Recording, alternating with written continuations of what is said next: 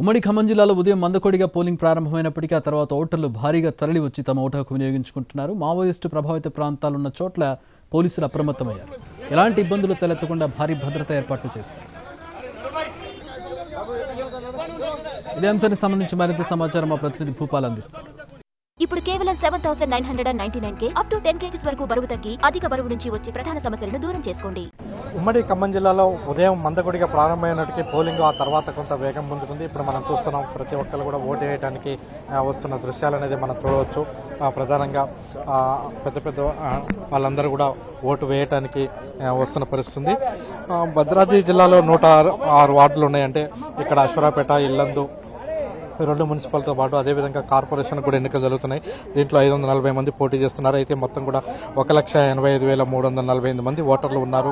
వీరి కోసం 288 పోలింగ్ బూత్లను ఏర్పాటు చేశారు. అదేవిధంగా భద్రాద్రి కొత్తగూడెం జిల్లాకు సంబంధించి కొత్తగూడెం కావచ్చు, అదేవిధంగా ఇల్లందు, అశ్వరాపేట, ఇవన్నీ కూడా కొంత గిరిజన ప్రాంతాలు, అదేవిధంగా మారుమూల ప్రాంతాలు, మొత్తం నక్సల్స్ ప్రభావిత ప్రాంతం కూడా భద్రాద్రి కొత్తగూడెం జిల్లా ఉండటంతో కొంత ఇక్కడ భారీ బందోబస్తు కూడా ఏర్పాటు చేశారు. పోలీసులు కూడా ఎక్కువ సంఖ్యలో చేశారు. అదేవిధంగా పోలింగ్ బూతులు కూడా ఎక్కువగా ఏర్పాటు చేసిన పరిస్థితి.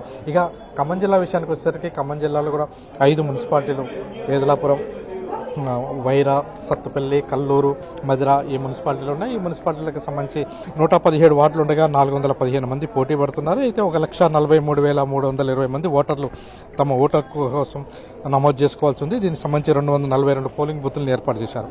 ఈ ఎన్నికలకు సంబంధించి దాదాపుగా అధికార పార్టీ, అదేవిధంగా ప్రతిపక్ష బీఆర్ఎస్ పోటీ ప్రచారం అయితే బాగా చేశారు. ప్రధానంగా కొత్తగూడెం కార్పొరేషన్ మినహాయిస్తే మిగతా అన్ని చోట్ల కూడా కాంగ్రెస్, బీఆర్ఎస్ మధ్యనే పోటీ జరిగింది. అయితే కొత్తగూడెంలో అయ్యేసరికి కాంగ్రెస్, బీఆర్ఎస్, సిపిఐ 3 ట్రయాంగిల్ పోటీ మాత్రం అక్కడ కొనసాగుతున్న పరిస్థితి. దీంతో ఇక్కడ కొంత ఉత్కంఠమైన పరిస్థితి కూడా ఉన్నది.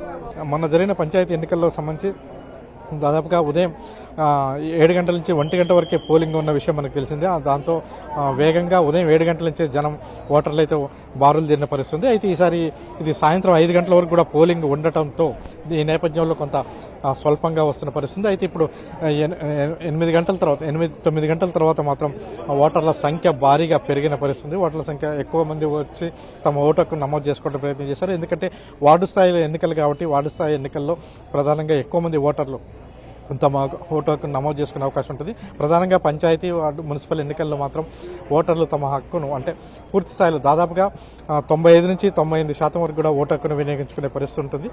ఈ నేపథ్యంలో ఇక్కడ మొత్తం అయితే ఇప్పటివరకైతే మనం చూస్తున్న ప్రకారం దాదాపుగా గతంలో పంచాయతీ ఎన్నికలు అయితే ఏ విధంగా అయితే హైయెస్ట్ అత్యధికంగా పోలింగ్ నమోదైందో అదేవిధంగా ఈసారి కూడా అవుతుందని చెప్తున్నారు. అయితే పంచాయతీ ఎన్నికల విషయానికి వచ్చినప్పుడు భద్రాద్రి కొత్తగూడెం జిల్లాలో కొంత స్వల్పంగా, రాష్ట్ర వ్యాప్తంగానే భద్రాద్రి కొత్తగూడెం జిల్లాలో తక్కువ పోలింగ్ నమోదైంది. అయితే ఈసారి ఆ విధంగా కాకుండా పోలింగ్ పెంచడానికి ప్రయత్నం చేశారు. అయితే ఈసారి పోలింగ్ మరింతగా పెరుగుతుందని ఆశిస్తున్నారు.